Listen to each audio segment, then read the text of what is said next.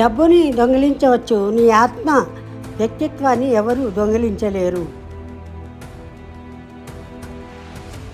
బిజీగా ఉన్నవాడిని ఖాళీగా ఉండే స్నేహితులు చాలా అరుదుగా సందర్శిస్తారు. మరిగే కుండ వద్దకు ఈగలు రావు కదా.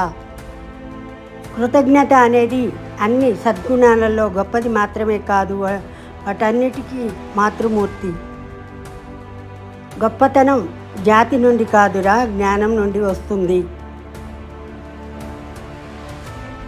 నేను చాలా దూరం చూశానంటే దానికి కారణం ఎత్తైన వారి భుజాల మీద నిలబడటమే. అన్ని జంతువులలో మనిషి అత్యంత తెలివైనవాడు మరియు అత్యంత వెర్రివాడు. మొదటి నియమం కలత చెందని ఆత్మ ఉంచుకో. రెండవది, దేనినైనా ముఖంపై చూసి అదేమిటో తెలుసుకో. కొంతమంది మార్పుని ఇష్టపడతారు, కానీ దాని ప్రత్యామ్నాయం ఒక విపత్తు అయినప్పుడు నువ్వు మార్పుని స్వీకరించి తీరాలి.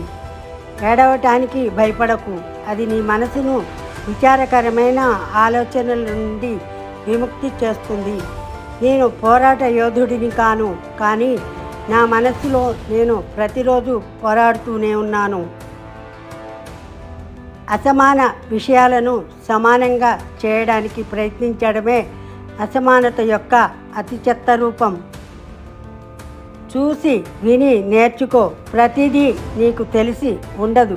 అలా అనుకున్న ఎవరైనా సామాన్యతకు నిర్దేశించబడతారు. తెలివైన వారు సమస్యలను పరిష్కరిస్తారు, మేధావులు వాటిని నిరోధిస్తారు.